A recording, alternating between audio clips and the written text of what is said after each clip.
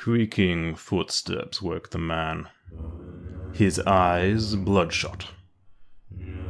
In a cell barely bigger than he was, his eyes flickered open.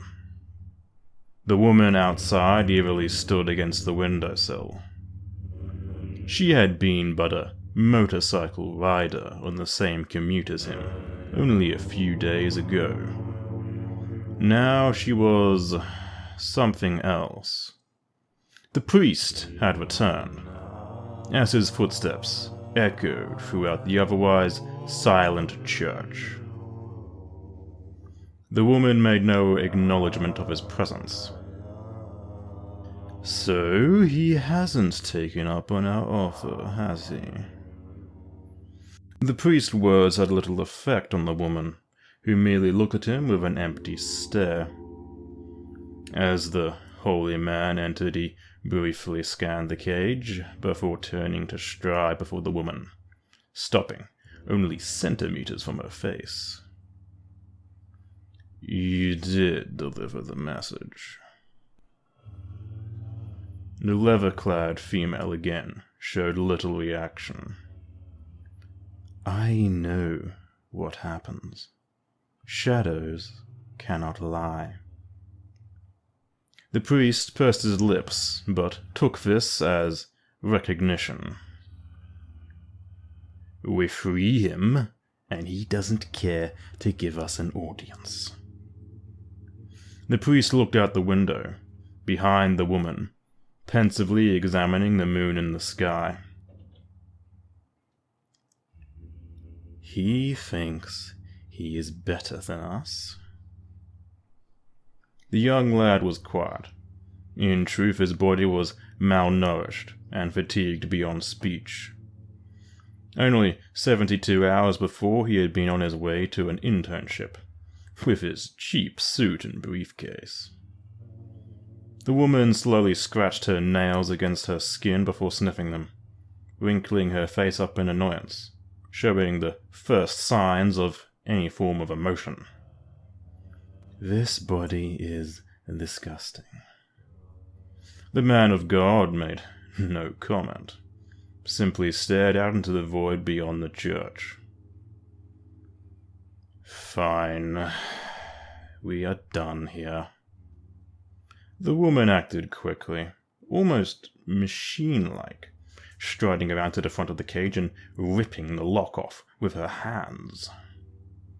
The cage swung open, and the man was pulled out by his collar, dragged out of the door with no regard for his condition, passing some of the church pews, as he slowly made his way towards the stone slab that adorned the church floor. The barking of dogs briefly caused his eyes to flicker over towards them. But these were no dogs. These were beasts of war. Distorted, transformed war hounds. The priest approached said cages with little regard for his health as the dogs barked and snapped their fangs at him. The woman placed the man down across the stone. Taking a dagger from her belt, she reached above her head with it. Sorry. As she began the downward strike towards the man, suddenly, a screech. The priest swung around to find the woman on her back in the middle of the temple floor. There, the young man stood, stark upright, uncannily. But, most importantly, his eyes blazed red, like fire. Speak. The boy's words cut like a dagger.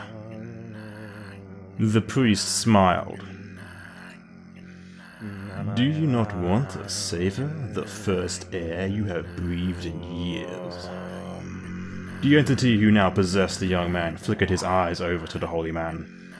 Do not waste my time, demon. Your senses are good. I need you because of your abilities. The orders have grown problematic.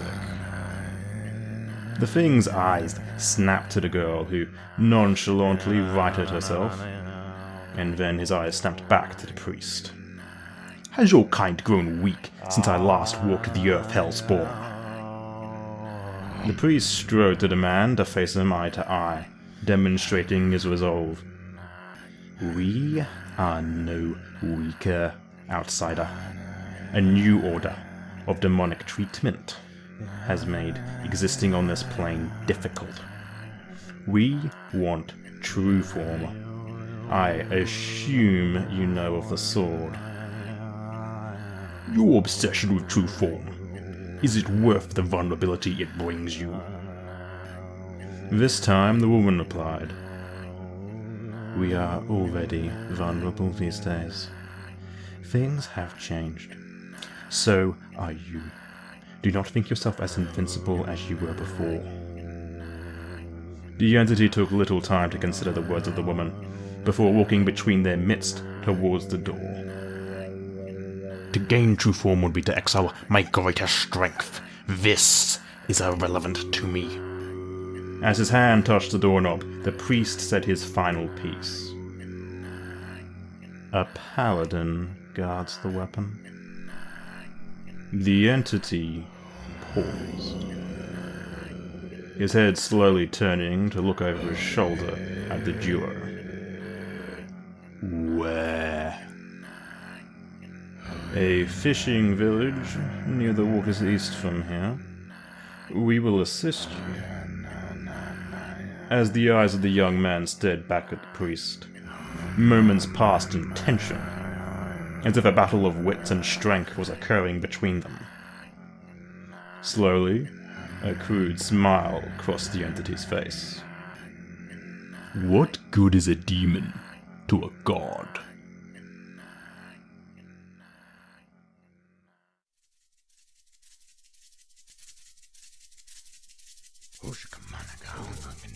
The fisherman looked up from his cigarettes to see the young man, still carrying his briefcase as he walked towards him.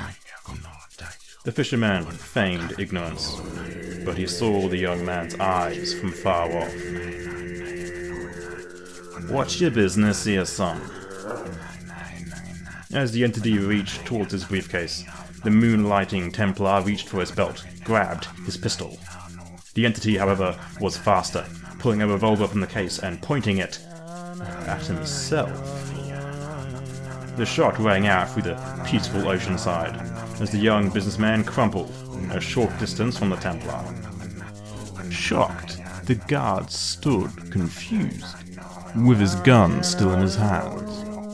That was when he turned around to face his house, only to find that his body was walking away from him. He screamed, but the noise never reached his ears. The Templar's body continued down the stairs towards the basement, his eyes now red like hot coals. The small cameras hidden throughout the room caught the occurrence as the entity walked down the hewn stone stairway. Within the dark cavern beneath, men rushed to equip guns, swords, grenades, and all manner of munition.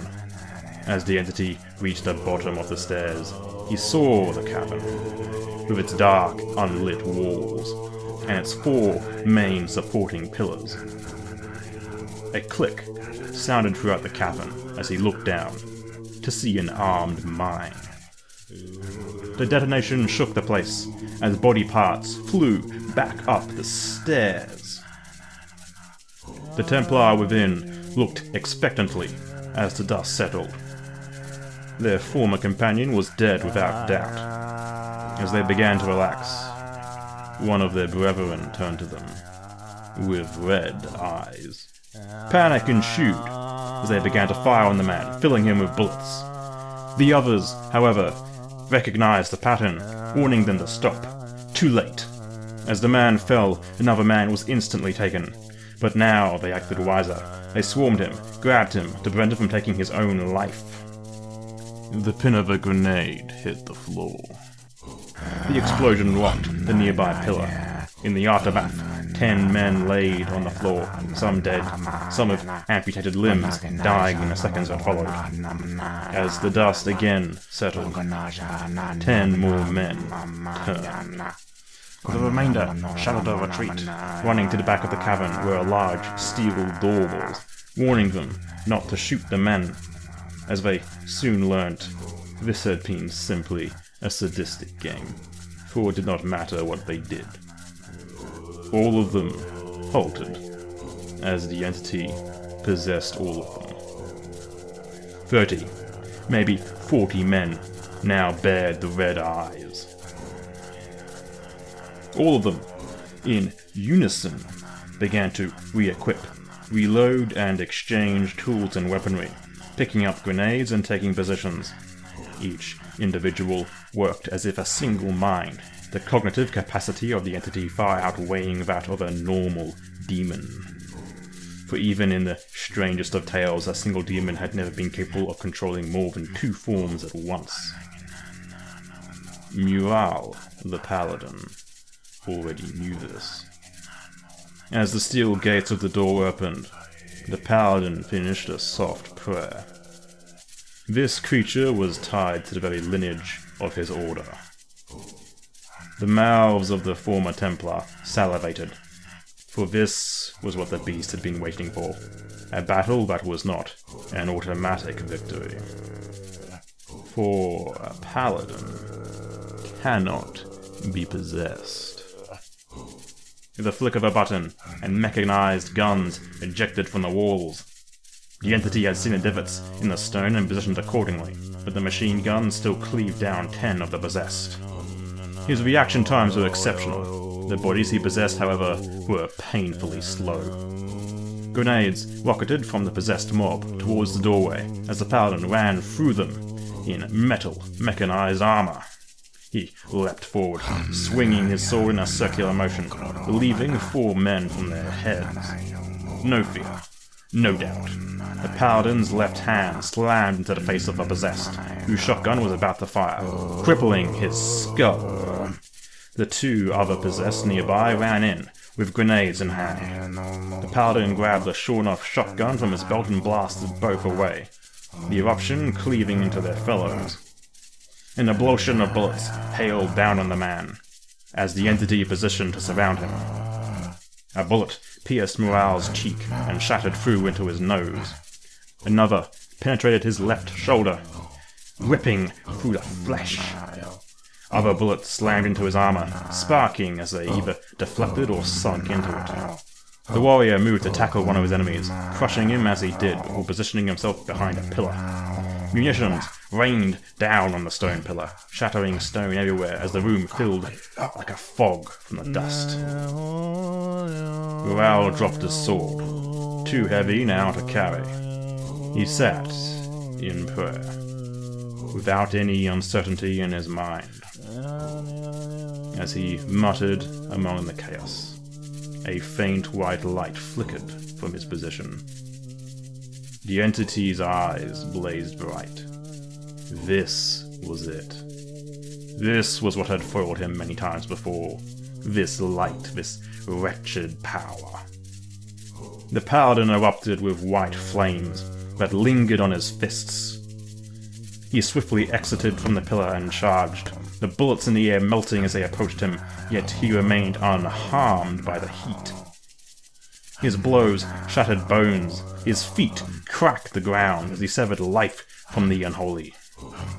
A grenade at the paladin's feet discharged, leaving him blinded from the shrapnel. Unfazed, he ripped off his damaged armor and continued blindly tearing into the possessed, mortar flying from the structures around him until all of the evil lay at his feet.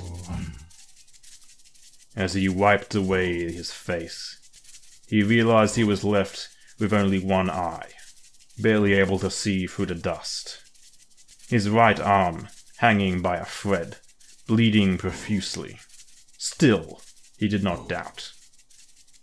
He swiveled as a voice spoke to him from the cave's entrance. A single entity still remained.